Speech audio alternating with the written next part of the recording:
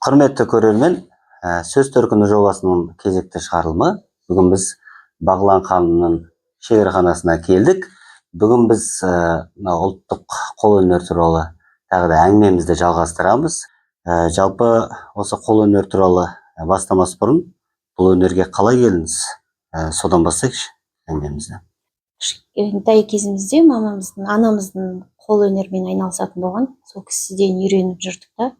Көппеше тігіп, сол кісіге көмектесіп жүрдік. Содан кейін өскеннен кейін осы баламен үйде отырып қалған соң бастап кеттік осыны жалғастырып. Бала кезден. Енді қазір бала кезден. Одан кейін табыс көзіне айналдырып кеттік та. Қазір осымен табыс тауып бала шағамды асырап отырмын десем болады. Кез келген тапсырыс түскенді қабылдай береміз. Көбінесе үйде осы ұлттық киімдерге, жаңағы жилеткаларға, камзол, шапан, кимешек, сондайларға заказ түседі. Сол тапсырыстарды қабылдаймыз. Және де осы әшекейлер көбірек түседі. Қазір енді мектептің бәріне қазақиланып жатырмыз ғой. Жилеткаларға көбірек сұранысқа түсіп жатыр. Оқушыларға, соларға мектеп бойынша тігеміз. Сосын әжелер сайысы деп мектепте болған кезде осы кимешектерге тапсырыс түседі. Одан кейін қыз балалар, бізде би үйірмесіне қатысатын қыз балаларға көбінесе қазақша киімге тапсырыс қабылдаймыз. Көйлегімен, камзолы, сосын тақиясын тігеміз. Содан кейін жәнегі шашбау жасаймыз. Тойға шығатын бишілерде заказы түсіп жатады. Тапсырыстар. Оларға да жаңағы әшекей неше түрін жасай береміз. Шашбаумен, шекелік, сосын алқасымен жасап береміз. Оны сондай-ақ не қалдырып жасаймыз. Енді қараңыз, жаңа кимешектер айтып отырсыз ғой, алдымызда тұрған бұнда түр-түрі бар ғой, иә? Түр-түрі бар. Алдымызда мұны мысалы таныстырып өтсеңіз, бұл қандай түрлері, қандай матадан жасалады деген сияқты. Бұрын енді әжелеріміз жаңағы су тартпайтын дегендей матадан тігетін болған ғой кимешекті. Оның да өзі әр түрлері болған кимешек. Көбінесе кимешекті жаңа келін түсіп, балалы болғаннан кейін, бірінші баласын босанғаннан кейін бастап киетін болған ғой кимешекті.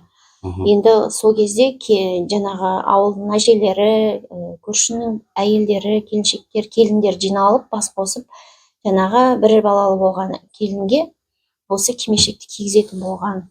Содан бастап одан ары қарай 2 балалы, 3 балалы болғанға, сосын үлкен әжелер болғанда, уже немерелі болғанда, бұлар уже нетіп отырған. Яғни әр жасқа қарай өзгерістер кіріп отырады. Және де бұл енді біз қазір дайын осы тесмалармен істеп жатқанымыз, енді бұрын кезде болған ғой, бұларды қолмен кестелеген. Қолмен кестелеп, әртүрлі ою өрнектермен әшекейлеп отырған. Мынау бүрмелі әжелерге арналған бүрмелі. Бұл шашымен қоса кеудесін жауып тұрады. Аналардың соған арналған. Бүрмелі кимешек, Бүрмелі кимешек, Бұның матасы су тартпайтын муслим матасынан тігілген, мысалы. Мынау басындағы үстіне киетіні кимешектің. Бұған әшекейлер тағып та киетін болған, әртүрлі зергерлік бұйымдар, күмістен тағатын болған. Қандай әшекейлер? Зергерлік, күмістен, мысалы, күмістен де тағып істейтін болған әжелердің бәрін. Өңіріне де күмісінен өңір деп айтамыз. Өңіріне күмістен, күміс тиыннан көбінесе қолданған ғой бізде бұрын ата-бабаларымыз. Сосын екі жағына түсіп тұратын болған, сондай қалдырып әшекейлер шашақпен істеген. Сондай мынандай әжелердің артына осындай істеп қойған. Мынаның артын шашақпен де істейтін болған. Енді біз уақытқа байланысты осы екеу ғана. Мысалы кигенде арты түсіп тұрады да былай қарай. Сосын шашақпен көмкеріледі. Солай жасалады. Мына жерге бір ою ғана істелдік. Атластан жасалған. Бұл да көбінесе енді аналарымыз ашық шашықпен жүрмеген ғой. Әжелеріміз. Сол кісілердің үстіне жауып тұрып, сондай істелінген. Жалпы мынау Жапонда дейді, жапондар бар ғой, өздері күрішпен айналысады ғой. Күріш олардың бір ұлттық коды екен де. Күріш өндірісінде олардың тілі сол күріш өндірісінде екен. күріш өндірісінде сол көне сөздер, сол сияқты біздің де мына қолөнерде қазақтың бүкіл болмысы, жаңағы ұмыт болып бара жатқан сөздер бар ғой. Және де философиялық мән мағынасы бар. Мысалы, әр киімнің өзінде. Мысалы, жаңа айттыңыз ғой, ашық шашып деген осы кимешектің киюдің, әр жаста киюдің маңызы, мағынасы қандай? Не үшін киген? Біріншіден, бұл тәрбие, тазалық, иә. Жаңағы бірінші босанған әйелдерге кигізеді деп отырмыз ғой, аналарға. Кеудесін жауып тұрады. Екіншіден, баласын емізген кезінде де бұл енді бір киіз үйде тұрған кезде кеудесін жауып тұрады аналардың. Тазалық, тазалық үшін де, ата-енесімен тұрғанда да бұл өте сондай не болған ғой, өте қажет болған ғой қазақ халқына, иә. Әжелеріміз енді, үлкен әжелеріміз жаңағы 15 метрге дейін жаңағы ақ матамен, ағзумен орап жүрген екен да бастарын. Осы кимешекті, ағзу деген су тартпайтын сондай мата болған. Ағзу матаны аты, иә? Мата, иә. Соны бұрын әжеміз болғанбыздың, сол кісі ағзу деп айтатын. Соны айтып жатырмын. Шыт матадан соны басына үлкен қылдыр орап алған ғой, сонымен жүрген. Соны көшіп қонған халықпыз ғой енді бұрында. Көшіп қонып жүрген кезде жолда жаңағындай қайғылы оқиғалар болып, біреу қайтыс болып кетіп жатса, соны ақтық ретінде қолданған екен. Сонда әжелеріміз соны енді бұрыннан пайдаланып, соны көрдіңіз ба, соның несін өте көрегендік болып тұр ғой. Соны басындағы тап-таза қылдырып орап жүрген. Соны көші-қон кезінде қолданған екен. Жаңағындай жолда біреулер қайтыс болып кетіп, мерт болған жағдайда ақтық ретінде соны пайдаланған дейді әжелеріміз. Соны ақжаулықтың қасиеті деген өте жақсы ғой, өте күшті бізде.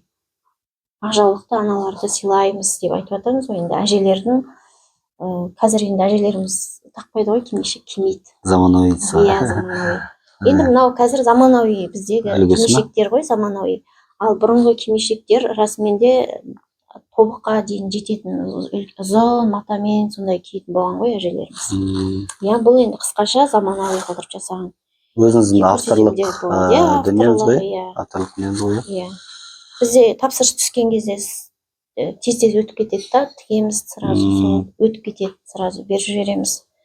Өздері қалағандар бойынша істеп береміз. Кейбіреулер қолмен жасағанды қалайды, қолмен тігіс түскенін қалайды. Қол жұмыс дейміз ғой. Қол жұмыстар өте қымбат тұрады. Қымбат тұрады. Қаншама еңбек, қаншама уақыт. Шапанда бізде тапсырыс бойынша қабылдаймыз. Көбінесе балалардың шапандары қазір бізде сұранысқа ие болып жатқан. Кішкентай балалардың тұсаукесерге алады. Қазір аттарын жазып, солай заказ береді. Тапсырыс түседі, арқасына әкесінің мен баласының атын жазады. Содан кейін қыз балалардың да шапандары түседі. Осы тапсырыспен, тақиямен бірге жасатып жатыр. Шапанды түрі бола ма? Осы түрге бөліне ме? Иә, шапандар да түрге бөлінеді ғой. Жәнегі ауа райының несіне байланысты. Желбегей шапан, жадағай шапан деп айтып жатамыз. Желбегей. Жадағай деген түймесі жоқ. Сыртқа шыққан кезде үстіге іле салып, оңайлықпен алды айқастырып жауып, сондаймен жүре берген ғой. Сосын қысты күні оны қалыңдатып мақтамен сырма шапан қылдырып істейміз. Сырма. Бұл сырма деген атын айтып тұрғандай сырып тігіледі да. Иә, мақтамен сырып, бұл суық өткізбейтін сондай мықты болады да. Қалың, қыста жылы болады, суық өткізбейді. Яғни мезгіліне орай. Иә, мезгіліне қарай. Жаңа шапан дерсіз? Жеңіл түрі ғой? Жеңіл түрі, иә, сол жеңіл түрі жастарға, жазда жеңіл болу үшін. Қазір енді тойларға да шапан киіп жатырмыз ғой. Иә, осы арнайы машинкамен, тамбурный деген машинкамен тігіледі. Содан кейін бұнда да әртүрлі қылдырып, матасына қарай бағасы да қымбаттап отырады. Сондай. Қандай мата? Барқыт матасы, иә, барқыт. Бұл кішкене арзанда тұрады. Бізде пан барқыт деген мата бар ғой. Соның бағасы қымбаттау болады. Қымбат. Иә, қымбат. Бағасына қарай. Оның метрлары 5.000 сондай болса, уже не бағасы да қымбаттайды шапанның. Сосын вышивка деген машинкамен тігіп жатырмыз қазір, вышивальный, кестелейтін. мынадан гөрі тілсі өзгеше болады да, соның бағасы кішкене қымбаттау болады.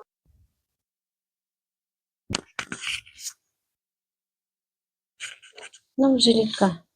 Жилетка ма? Жилетканың мына вышивальный машинкамен тігіледі, осылай ою. Бірінші оюын тігіп алып, сосын жилеткасын тігеміз. Сол сияқты шапандарға да әртүрлі ою өрнек қойғанына байланысты бағасы да әртүрлі болады. Иә, соған байланысты шапанда қысқа шапан, тізеге дейін шапан, капюшонмен шапан, тік жағалы шапан, сондай шапандарға, әртүрлі шапандарға сұраныстар түседі. Шашпауға тоқталсақ, мысалы, шашпауды қыз балаларға шашпау таққан ғой, шаштарын екіге өріп, екі жақтан шашпау тағып қойған. Соның қыз балалардың жасына қарай тиындармен қыз балалардың бойлары тіктеліп, әдемі болып өссін дегендей, қыз балалардың келе жатқанда шашпаудың сылдырынан қандай қыз екенін, тәрбиесін соны біліп отырған дейді. Соған байланысты қыз балаларға шашпау таққан.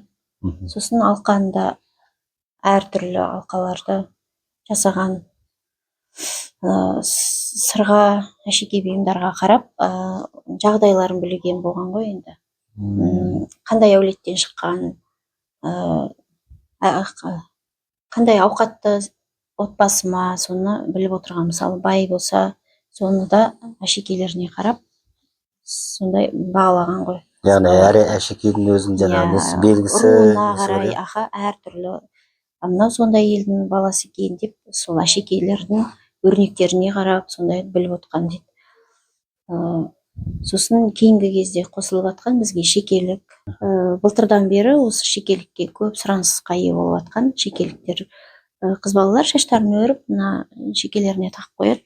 Ол да тиындардан, жәнегі ою өрнектері бар зергерлік бұйымдардан жасалады.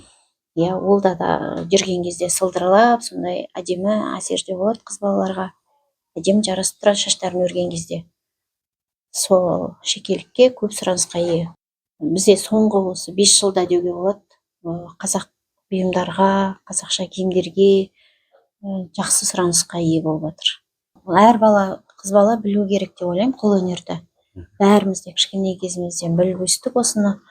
Кейін бұл үй жағдайында да үлкен керек дүние.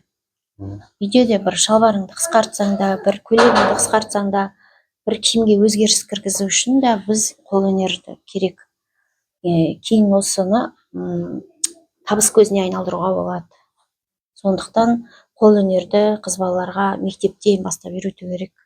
Егер ата-анасы, енді кейбір аналар қолөнермен айналыспайды ғой. Сондықтан оларға мектепте кіргізсе осыны сабақ ретінде қолөнерді дамытса, қазақтың қолөнері ұмыт болмаса, сондай осының бәрін үйретсе түр-түрімен сабақ ретінде кіргізіп, қосымша көркем еңбек бар ғой бізде. Сонда да осы сабақтарды жүргізсе, қазақылығымызды ұмытпай, балаларымыз жақсы тәрбие алушы еді деп ойлаймын.